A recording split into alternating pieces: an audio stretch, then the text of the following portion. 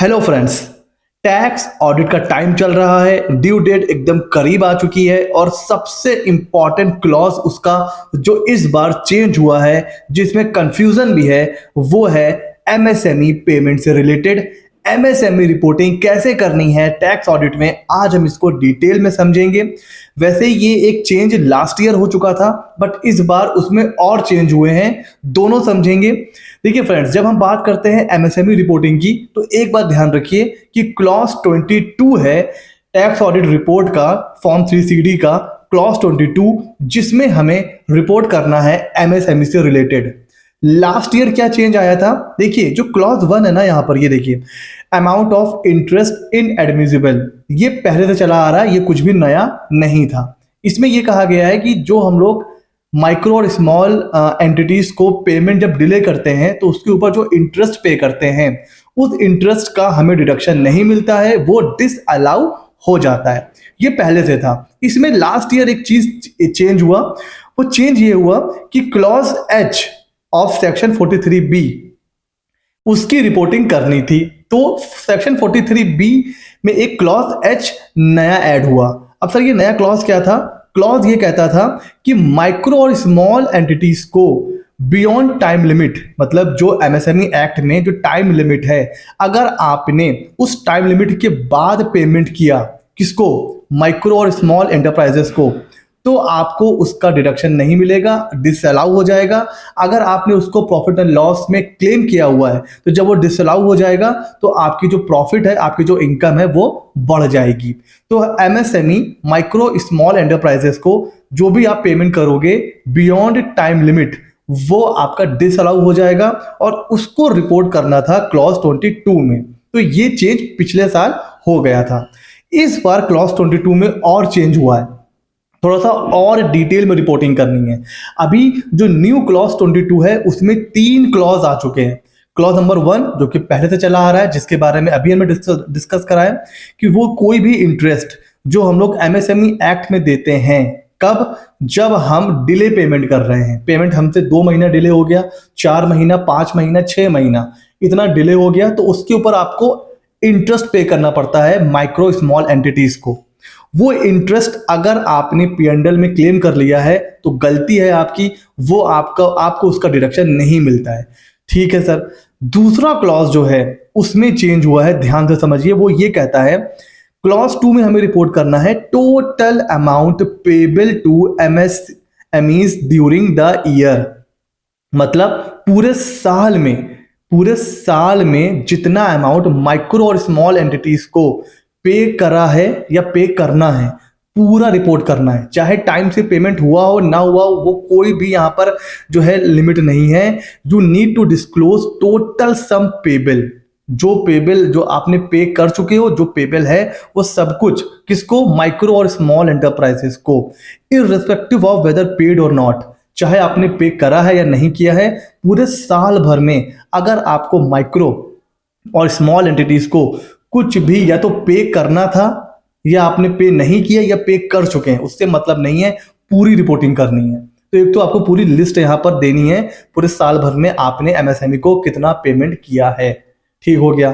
अब जो क्लॉज 3 है ना, वो क्लॉज 2 में से निकला है। क्लॉज 3 कहता है, आउट ऑफ क्लॉज 2, अब जितना आपने विद इन प्रेस्क्राइब पीरियड पे करा है, मतलब विद इन ड्यू डेट, और जो आपने आफ्टर ड्यू डेट, मतलब जो एमएसएमई एक्ट की जो डेडलाइन है पे करने की, उसके बाद पे करा है। तो आप समझ रहे हो ना। क्लॉज 2 कहता है पूरे साल भर में आपने कितना पे करा है माइक्रो स्मॉल एंटिटीज को, और फिर क्लॉज 3 कहता है उसमें से हमें ये बताइए कितना टाइम से पे करा है और कितना आफ्टर ड्यू डेट पे करा है। तो क्लॉज 3 नया नहीं है, क्लॉज 3 क्लॉज 2 में से निकला है। तो क्लॉज 1 तो पुराना है।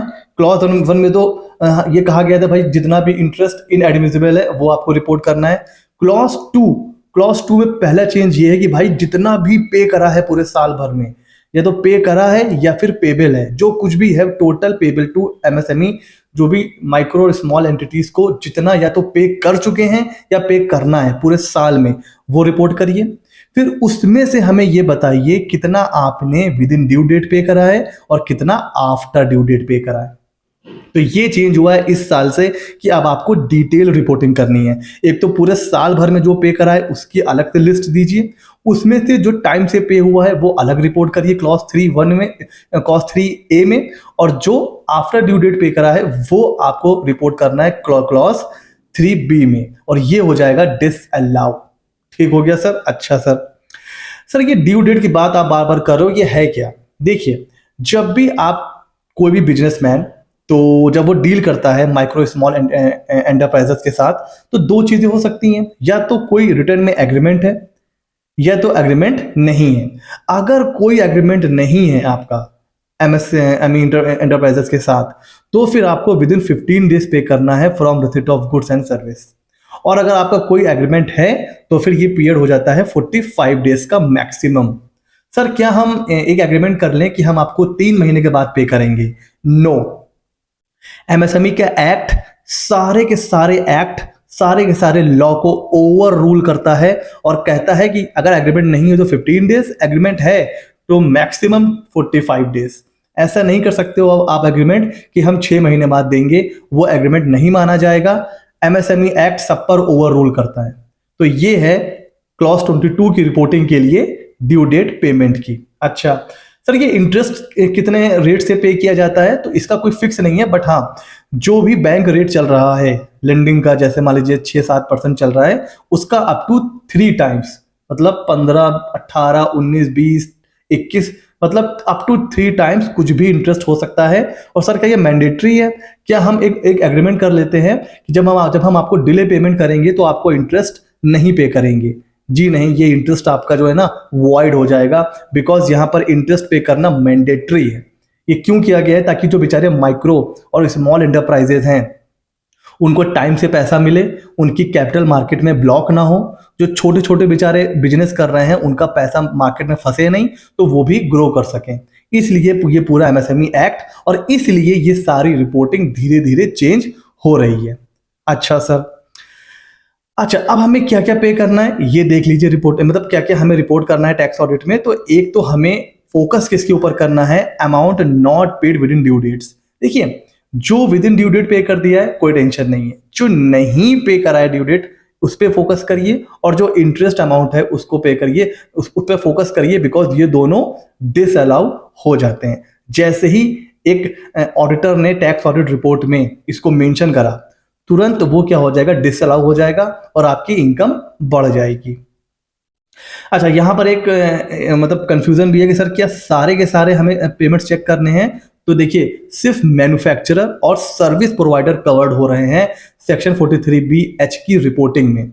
मतलब अगर कोई ट्रेडर है तो वहां पर आपको टेंशन नहीं लेना है, उसकी रिपोर्टिंग नहीं करनी है। तो जब भी हम माइक्रो और स्मॉल एंटिटीज की बात करेंगे, उसके पेमेंट की बात करेंगे, तो हमें सिर्फ मैन्युफैक्चरर्स और सर्विस प्रोवाइडर पे फोकस करना है। सर ये क्लाइंट की बात नहीं हो रही है, ये जो उनके सप्लायर हैं जिससे वो लोग परचेज कर रहे हैं, ये उसकी बात हो रही है। अगर उसका कोई भी परचेज गुड्स में नहीं हो रहा है, हो सकता है उसने परचेज करा है मैन्युफैक्चरर से या सर्विस प्रोवाइडर से, तो सिर्फ वहां बात हो रही है, ट्रेडर यहां पर कवर नहीं है। अच्छा सर, उसके अलावा जो बैलेंस होगा ना 31 मार्च 2025 का, उस पे हमें फोकस करना है। इसको भी ध्यान से समझिए। हो सकता है कोई ऐसा पेमेंट हो जो आफ्टर 15 डेज या आफ्टर 45 डेज पे किया गया हो, लेकिन within that due date pay कर दिया, 31 मार्च से पहले पहले पे कर दिया। लॉ ये कहता है कि जिस फाइनेंशियल ईयर में आप पे करोगे ना, उसमें आपको मिल जाएगा उसका डिडक्शन।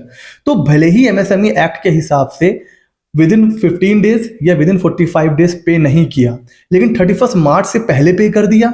अब रूल ये कहता है कि भाई जिस फाइनेंशियल ईयर में आप पे करोगे उसमें आपको डिडक्शन मिल जाएगा। तो बस फिर यहां पर ठीक है, अब ये चीज आगे चल के चेंज जरूर होगी, बिकॉज यहां पर आपस में ही कॉन्ट्राडिक्ट हो रहा है। एमएसएमई एक्ट आपने फॉलो नहीं करा, आपने 45 डेज के बाद पे करा, ठीक है, तो एमएसएमई एक्ट कहेगा भाई ठीक है डिसअलाउ करना है, लेकिन डिडक्शन कब मिल जाता है? जिस फाइनेंशियल ईयर में आप उसको पे करोगे। तो अगर 31 मार्च से पहले पहले आपने पे कर दिया तो डिडक्शन आपको मिल जाएगा। तो हमें एज एन ऑडिटर फोकस करना है, जो बैलेंस होगा 31 मार्च 2025 का, वो हमें देखना है कि विद इन ड्यू डेट पे हो रहा है या नहीं हो रहा है। अच्छा सर, 43 बी बी एच में और भी रिपोर्टिंग होती है, वो हमें क्लॉज 22 में रिपोर्ट नहीं करना है, उसके लिए क्लॉज 26 होते हैं, जैसे पीएफ, ईएसआई, इलेक्ट्रिसिटी, इंटरेस्ट, वो सारी चीजें वो पहले से चला आ रहा है, वो हम लोग एज इट इज क्लॉज 26 में रिपोर्ट करेंगे जैसे करते चले आ रहे हैं। सिर्फ एमएसएमई से रिलेटेड रिपोर्टिंग कहाँ करनी है, क्लॉज 22 में।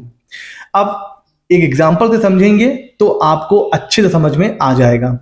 लेट सपोज बैलेंस 31 मार्च को बैलेंस शीट में आपने देखा कि किसी ट्रेडर से 5 लाख रुपीस, स्मॉल था, स्मॉल एंटिटीज थी, 5 लाख रुपीस था, ठीक है सर। अब क्या हुआ, उसने 28 मार्च को ये जो है आपका एक्रूड हो गया था। अब वहां से अब आपको क्या चेक करना है सर, वहां से हमें ये चेक करना है कि विद इन 15 और 45 डेज पे हुआ है या नहीं हुआ है, ठीक हो गया। अब जरा 45 डेज निकालिए, मैक्सिमम डेज निकालिए 45 डेज, कोई एग्रीमेंट नहीं था, तो सर ये हो रहा है 28 ऑफ अप्रैल, और मान के चलिए 15 में से पहले पहले पे कर देना चाहिए था, बट पे कब करा इन्होंने, 30 जून को। तो ये अलाउ सर कैसे हो रहा है, सर ये अलाउ कैसे हो रहा है सर, ध्यान से देखिए सर, ये है ट्रेडर, और अभी हमने डिस्कस करा है कि ये जो रिपोर्टिंग है ना, ये ट्रेडर पे एप्लीकेबल नहीं है, मैन्युफैक्चरर और सर्विस प्रोवाइडर पे है।